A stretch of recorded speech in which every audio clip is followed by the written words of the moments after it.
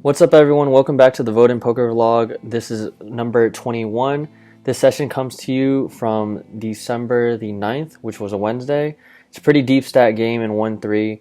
Hope you guys enjoy. Let's get into the video. And real quick before we get into the video, I know not everyone is able to play live poker right now because casinos are shut down and not everyone lives in Texas where card rooms are open. So if you're interested in playing online, my info is below in the description box. I'm part of a Poker Bros club, and if you're interested, please hit me up and we will get you situated so you can start playing online and get back into the poker. So you go ahead and buy into this game for 1,600, 1,500 in chips and 100 in tip chips. This is deeper than we usually buy into, but it's a pretty deep stack game with the other stacks around us, so we want to match and be able to play on equal ground with them. Alright, so in our first hand we have 10-9 of diamonds in the big blind. The hijack limps. Cutoff makes it $20. Button calls. When they call, I think we can defend with our suited connector here, so we do in fact call, and the hijack calls. So 4 ways to flop, which comes King 9-9 rainbow. Really good flop for us. We decide to donk lead. We want to protect our hand, and obviously any King X is going to call. So we lead for $50. The hijack folds, the cutoff calls, and the button folds. So we go heads up to turn now, which is the deuce of hearts. Pretty safe card for any King X hand, so we're going to continue betting. We bet small again, $70 into 181, and the cutoff does in fact call. River's the ace of hearts. This is kind of a scare card for our opponent, but there shouldn't be too many ace X hands that we would be donk leading and floating here. So if anything, this is a good card for him. We bet 125, pretty small size bet, about 1/3, and the cutoff pretty quickly calls, and our trip nines are good. So we scoop the first pot of the day.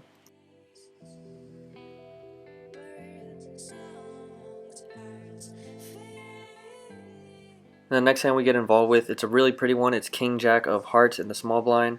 The low jack makes it 15, cutoff calls. We have an easy call here, and the big blind folds. Flop comes 9, 10, 8, 2 hearts, so we have the combo draw open-ended. I decide to check it. Low jack makes it 25, cutoff folds. This is an easy check raise spot here, being open-ended with the combo flush draw. So we do check raise to $80, and the low jack calls. Turn binks us the nuts. We have the queen of diamonds. So now we're going to continue our bet here. We want to continue the story. We're never going to check in this spot. So we lead for 120 and low jack calls. River's the deuce of diamonds, and with the low jack having about 700 effective, we want to make this look like a bluff or nut spot. So we decide to overbet and jam for their 700 effective. There's obviously merit to betting small, like 3/4 pot or maybe even half pot, but we decided to go for max value here and we go all in. The low jack tanks for a while before making their fold, so we do take a sizable pot down, which we could get more. Let's continue the run good. In the next hand, we're under the gun with pocket kings, cowboys. We open for $20. Only the hijack calls us. So we go heads up to a flop, which comes queen 10 deuce, 2 clubs. Pretty good flop for us. Any queen X is going to call us down, and we're going to get value from them. So we continue for $25. The hijack actually raises us to 75, and we have an easy call here. The turn is the 4 of diamonds. We decide to go in check call mode. Because they raise the flop, they're most likely going to continue barreling on the turn. But weirdly enough, they check back. The river's the jack of spades. It's not a really good card for us, although the flush draws miss. A lot of 2-pair combos get there, being queen jack, queen 10, 10 jack. And obviously, we block ace king and king 9 with our kings, but those are still possible hands, so we look to go to check call mode. We check it, the hijack checks it, and our kings are good. Like I said, maybe I played this way too passive, but I was looking to check call the turn when he gets aggressive on the raise with the flop. And obviously, the river's a bad card because a lot of 2-pair combos get there. So we decide to play passive and just take down the money. Man, are we running hot today. In this next hand, we're in the hijack with pocket kings again. The button straddle is on. Small blind calls a 6, big blind folds. The under the gun +1 actually makes it $40. We have an easy 3-bet here to 140. After our 3-bet, everyone folds, so we take down a decent size pot with all the dead money. This hand's quick too. We have ace queen offsuit and the small blind button straddle is on. We open for $21 and all the players fold. Easy $9. Not good for you. Alright. I don't know what I have yet. That's not good. Oh. King queen. Chop it. Yeah. Look at this hand. This donkey didn't look. Raises to 10, automatic when everyone lifts. Yeah. Gets it all in, free. Just runner's ace. So I showed those previous two hands because our tournament director G Lee was actually just making a lot of action and fun for the game. He went all in blind twice, ends up chopping the first one and then scooping the second one. In this hand we have Jack 10 offsuit and the low jack. The button straddle is on. I'm feeling good. I've been folding really well and playing tight, and I've been reading a lot of the winner's hands at Showdown before they show. So my reading has been on point, almost Daniel Negreanu level, pre-Polk era. Anyways, I limp, the cutoff limps, button makes it 31. I call here. Jack 10 offsuit's a pretty easy connected hand to play, and you can reevaluate a lot of flops. The cutoff calls as well, so you go 3 ways to flop, which comes Jack, King, 5, all clubs.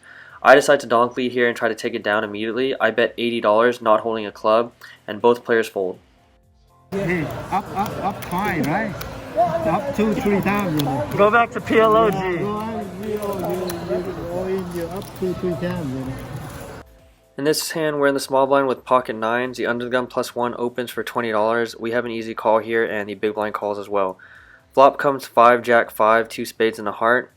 I check it, the big blind checks it, and the +1 also checks it. So it's very unlikely that anyone has a jack now. They would have bet for protection, and our nines are most likely good. The turn's a deuce of spades, so now we're going to lead out for $70, protecting our nines. The big blind calls, and the +1 folds. River's a 10 of hearts. I don't think this should change much. I don't think any 10x hand should have floated aside from maybe ace 10. So we bet super small for $70 into the 200, kind of a blocker bet. The big blind calls us, and the nines are good. And the big blind later would say he had pocket eights and called us pretty light. So this is the guy that just had nines against eights again, and he just turned the king high flush and got his money and double up. We've been running hot and playing well and reading well. In this hand we have ace 4 suited, spades, and the hijack. The button straddle is on. Small blind, big blind, under the gun limp with a suited ace. I don't want people in for cheap limping, so we pop it up to $20. The small blind, big blind call, and under the gun fold. At least we got one person out. Flop's pretty good. It's Jack, Jack 7, 2 spades, and a heart. I decide to continue for $50. Pretty sizable bet into the pot, which is 66. Small blind folds, and the big blind calls. It's pretty likely now that he has a jack. There's no other hand that should be calling that size of a bet. The turn's really good for us. It's the king of spades. Now we have the nut flush. Obviously, king jack gets there, but that's only a few combos that should, be beating us. Big blind actually donks for 100. I decide to jam for their 425 effective. My line of thinking is any jack X hand will call us. If they have king jack, then so be it. They have us beat. They shouldn't have too many combos of jack 7. We decide to run it once, and the river, sadly enough, is the 7 of diamonds. So I show my ace 4 spades nut flush, and it's not good when the big blind shows us jack 9 of clubs. So we double him up through that. Really unlucky spot. Go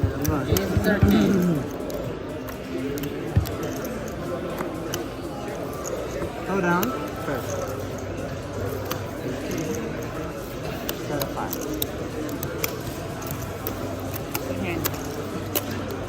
After our little somewhat of a bad beat, we have ace 10 offsuit in the big blind. The button straddle is on. Small blind and myself limp. The button checks. Flop comes 7, jack 4, 2 clubs and spade. Small blind just goes ahead and leads out for $30. We fold, and the button folds. On to the next one. In this hand, we're in the hijack with pocket eights, otherwise known as snowman. The button straddle is on. Small blind, big blind limp. We're going to go ahead and protect our pocket pair pre-flop. We bet $40. The button, small blind, and big blind fold. That's an easy profit of plus 18. In this hand, we're under the gun +1. The button straddle is on again, and we look down at pocket sixes. Under the gun makes it $20. We have an easy flat here. The low jack actually 3-bets to $100, and we have to let go of our hand when it folds around to us, which means that's a loss of minus 20. In this hand, we're in the big blind with ace jack offsuit. The under the gun makes it $15. Small blind calls. Let's try that 3-bet thing. We 3-bet to $90, and both players fold. That is a profit of plus $30. Alright, we're on the button straddle with jack 7 of spades. Let's get ourselves into some trouble. Small blind, big blind, limp the 6. Cutoff makes it $20. With assumed implied odds with the two players behind us, I elect to call. Obviously, there's really bad reverse implied odds in this spot. We should have folded. But anyways, as played, we called. Small blind, big blind, like expected, they call as well. 4 ways to flop, which comes jack, 6, 10, 2 clubs and a spade. We flop a jack, top pair, and then we have the backdoor straight and backdoor spades. Small blind, big blind, cut off all check. I decide to protect my jack high pair. and I bet $45 in position. Small blind, big blind, and cutoff all calls, so I'm very confused now. Turn is the 4 of diamonds, 4 ways, small blind checks it, big blind jams all in for 156, and we have nothing to do but fold when it folds around to us. The other players fold as well. Don't know what's going on. We got ourselves into a bad spot, obviously, playing this hand. Should have folded pre-flop. There are tables when you know there are certain players better than you or that you're better than certain players. In this hand, we're in the low jack with 5-4 of diamonds. The button straddles on. Small blind folds. Big blind under the gun limp to 6. I limp to 6 as well with the suited connected hand. Button squeezes to 31. Big blind under the gun fold. I decide to go heads up with this player, so I call. Flop comes queen, king, jack, rainbow. I check it, and the button weirdly enough checks it. When they raise pre-flop, this should hit their range, and they should be c-betting. Turn is the 8 of clubs, so when I check to the button and they delayed c-bet to 30, I decide to take this spot to check raise and represent a hand that was trapping on the flop. So I elect to check raise to $80, and the button, as expected, folds. There are just times when you know you can play certain spots better than a player post-flop, and you just have them read. Obviously, this is not true for every player, and there are certain spots where I would never take this line against stronger players. We look down under the gun +1 at queen jack offsuit. The button straddle is on. Small blind folds. Big blind makes it $30. We elect to flat here. Low jack also calls. Hijack actually 3-bets to $100, and when it folds around to us, we have to fold, and everyone else folds as well. In this hand, we're in the button straddle with ace jack offsuit. Pretty good hand to have on the button straddle. Small blind under the gun, low jack, limp to 6. We make it 31. Small blind under the gun call, and the low jack actually jams all in for $97. A bit of backstory that this player has been buying in short for $100 at a time and jamming with any ace x, king x hand as well as low pocket pairs. So if anything, we're flipping. And I know there are players behind, but I think we can effectively call here and be profitable a lot of the time. So we do in fact call. Small blind folds and under the gun calls. Flop comes king 10-4, 2 hearts and a club. So we at least flop a gutter ball to the Broadway. I think we can bet with the equity that we have given the overpair and our Broadway draw, but I decide to just check when the undergun checks to us. We're going to realize our equity and try to get to the showdown as cheap as possible.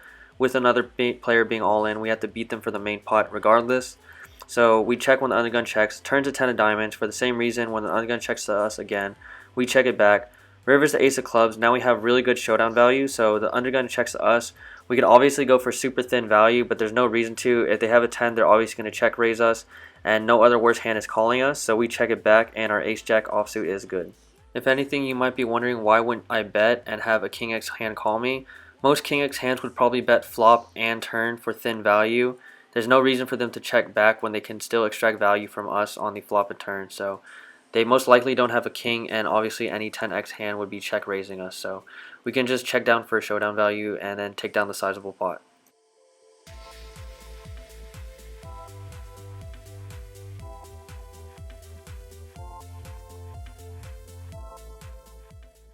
This hand's a pretty cool one for me. We're in the low jack with pocket tens, the button straddle's on. The button player is actually a solid regular 5-10 player at 52. There's no 5-10 game spread right now, so a lot of those players are playing the 1-3. That's also a reason why this game's playing so deep right now, is because a lot of them are mixed into the 1-3 games. Anyways, the big blind under the gun limp to 6. We make it $40 trying to take down the money pre-flop. The button actually calls and the big blind under the gun folds, so now we're going heads up against him to a flop which comes queen 7-7, 2 spades and a diamond. I should be c-betting a lot of my range here, so I do exactly that and c-bet 35 into 80. The button actually calls, so we're going to look to go into check call / check fold mode. The turn is the jack of diamonds.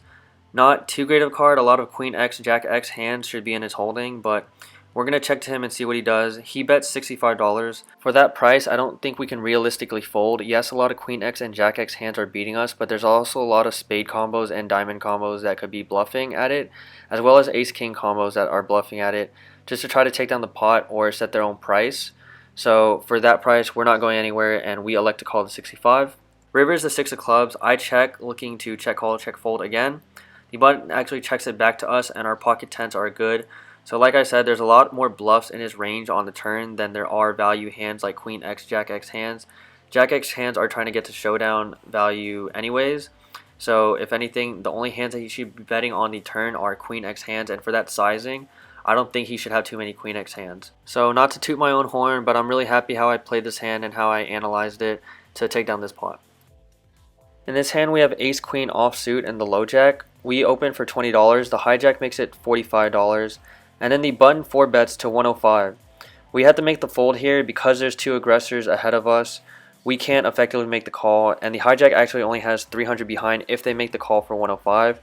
So we're basically risking an effective sizing stack of $400 if we call and we're no good. So we fold, the hijack calls, the flop comes ace 8-6 rainbow, hijack checks, button continues for $70, super small sizing, and then the hijack actually check raise goes all in for $295.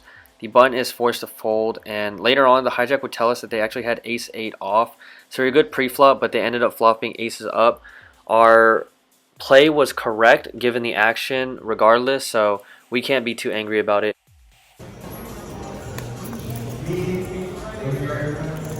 In this hand we're in the cutoff with queen 10 of hearts, the button straddle is on. Small blind, big blind, limp to 6. Under the gun makes it $30. We're going to call here with our suited connected hand. Button and small blind and big blind all call as well, so we're going 5 ways to flop. For having a weak queen, basically multi-way, the flop comes pretty good. It's queen 6-3, 2 hearts. We flop top pair with the combo draw to the flush. Small blind, big blind, check it. Under the gun continues their bet for $80. We actually raise here with our top pair and flush draw to $200. Button, small blind, big blind, as well as under the gun are forced to fold, and we take down a pretty sizable pot. In this hand we're on the button straddle with pocket 6s, under the gun +1 limps, cutoff makes it $20. We're going to call in position here, and the under the gun +1 calls as well. So we go 3 ways to flop, which comes 5-8 king rainbow. The +1 checks it, and the cutoff c bets for $20. We can float here. We also have backdoor draws, obviously, so we call. The +1 also calls. Turns a 10 of diamonds. When the 2 players check to us, we obviously check back, trying to get the showdown. Rivers the 4 of hearts. It checks through again. The under the gun +1 shows pocket 3s. The cutoff mucks, and we show our pocket 6s, and it actually scoops the entire pot.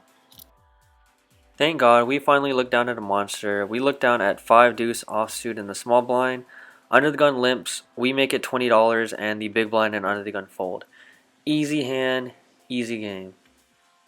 Next hand's not as good of a hand. We have big slick, under the gun +1, the button straddle's on, small blind, big blind fold. We make it $25, and the button actually folds. I guess we'll take our $10. And now we look at our favorite hand, king 9 offsuit on the button straddle. Small blind folds, the big blind and the cutoff limp to 6. We make it $26. The big blind folds and the cutoff calls, which means we're going heads up to flop, which comes jack 10 9 rainbow. So we flop the bottom pair with the gutter ball to the king high straight. Cutoff checks, we're going to continue for $30. The cutoff calls. Turns a pretty good one, it's a 9 of diamonds, so now we have trips with the king kicker. The cutoff has about $120 effective behind, so there's a lot of bad cards on the river that might slow down action. So we're going to just go ahead and get it all in. A lot of jack X hands are calling us. Obviously the last 9 X hand is going to call us, and even queen X hands might call us as well, just looking to gamble open-ended. So when a cutoff checks us, we jam all in covering them, and the cutoff calls. The river is a deuce of hearts. The cutoff shows us queen 9 of hearts, and our king 9 actually plays, so we scoop this nice decent pot. Buckle up for this hand. This one's a doozy. We're on the button straddle with pocket 10s. Pretty good hand to have on the button straddle. Under the gun opens for $30. The hijack calls. We're going to go ahead and 3-bet this, trying to take down $60 dead in the pot, so we 3-bet to $180. Under the gun actually calls, and the hijack folds. So this should narrow their range to pocket pairs. I want to say jacks or better, but mainly pocket pairs, maybe even ace-king suited. Flop comes queen 6-4, 2 spades and a heart. The under the gun actually checks to us and lets us continue the aggression. I'm not sure what's going on here, but I'm not sure my 10s are good, so I elect to check back. The turn is a queen of spades. It's a pretty good card in that he can't have too many queen X combos now, and ace queen is a lot less likely. The under the gun actually checks us, so I'm pretty sure our 10s are good here. I decide to bet $250 into the $394 pot. The under the gun tanks for a really long time before making the call. The river's a bad one. It's the ace of spades, and we don't hold the 10 of spades in our hand. The under the gun checks to us, so we have to reluctantly check back. Under the gun actually shows us pocket 8 with the 8 of spades. So our evaluation on the turn was correct that our 10s were good when he checks to us for the second time. There's probably merit to betting the flop because the only hand he should really have here that would be checking would be ace king or lower pocket pairs. Ace queen should be betting the flop for protection. Jacks would be checking back, of course. Queens would be checking back to trap, but betting on the turn. And it's obviously less likely that he would have quads on the turn. Jacks would also be continuing on the turn. So the only real combos he should have after the flop and turn action are ace king or lower pocket pairs. So the flop, maybe we miss a bet. The turn we bet correctly, and the river he just got there. So it is what it is. We lose a pretty sizable pot, and we had to move on to the next one. In this next hand, we're under gun +1 with ace jack offsuit. The button straddle is on. We open for $20 and the cutoff calls, button, small blind, big blind, fold. Flop comes queen 10 deuce rainbow. We flop the gutter ball to the Broadway straight. We're going to continue with our equity and c-bet $25.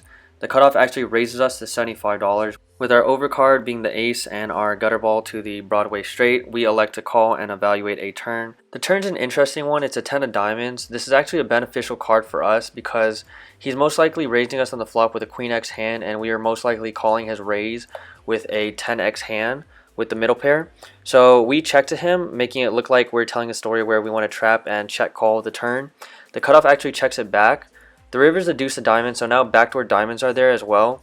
We're going to make it super value-y on the river because ace high is obviously not good. We're going to try to represent that we had that 10 trying to trap on the turn after calling the flop. So we bet 100 into 200, making it look like a thin value bet, and the cutoff thankfully enough folds. Next hand, we're under the gun with ace 6 of clubs. The button straddle is on. Small blind folds, big blind limps a 6. We make it $30 with our suited ace. The button and big blind call. Flop comes ace 10 9, 2 diamonds and a heart. We flop top pair at least. We're going to c-bet protecting our pair of aces, and we bet $60 into the $91 pot. The button calls and the big blind folds. So we're kind of worried now that obviously a better ace x is beating us. Turn's a pretty decent one for us. It's the 9 of hearts, so that means we have aces and 9s with the 10 kicker now. We're going to make a little blocker bet of $100 into the $211 pot.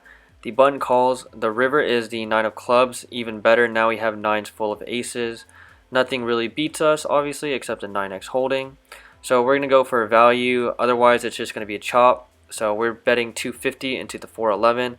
The button calls, and we're actually chopping our ace 6 of clubs versus ace 5 offsuit. In this next one, we have ace 10 offsuit under the gun +1. The button straddle is on. Small blind, big blind fold. We make it $30. The hijack and the button call. Flop 3 ways to 9 9 8, 2 spades and a heart. We have a lot of backdoor equity, so we're going to c-bet here $40. The hijack calls and the button folds. Turn's a decent one. It's a 7 of diamonds. Now we have open-ended, which is what we were looking for. We decide to check, however. I think this might have been a misstep. I think we can make a blocker bet here, but we look to check, hoping to see a free card or just check call, letting them set the price for us. They bet $100, and with open-ended, we had to call here. The river is the 5 of hearts, so we're 1 off from our straight. We check, looking to check fold. The hijack actually bets $200, and we have an easy fold here. Well, would you look at that? We have ace 10 again, but this time it's suited, spades, under the gun. Button straddle is on. Small blind, big blind, limp. We make it $36 with this better hand. The button, small blind, big blind, call. We are going 4 ways to flop, which comes king, jack, 7, 2 clubs, and a diamond. Not the black cards we want, but at least we have the gutter ball to Broadway. Small blind and big blind check it, which means they're kind of surrendered aggression. I feel like a king x hand would be betting for protection, and a lot of jack x hands can't call reasonably, so there's only one person we have to get through, which is the button. So we go and make a pot size bet of 140 into 144.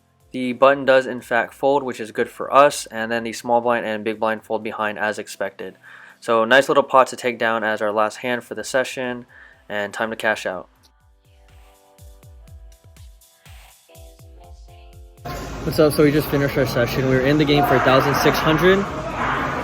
In the game for 1,600, out of the game for 1,696. That's a profit of $96. We made a bet raise for the 250, and then the guy jammed on us when we were complete bluffing with air with the 10-9 off. That was a misplay on our part, of course.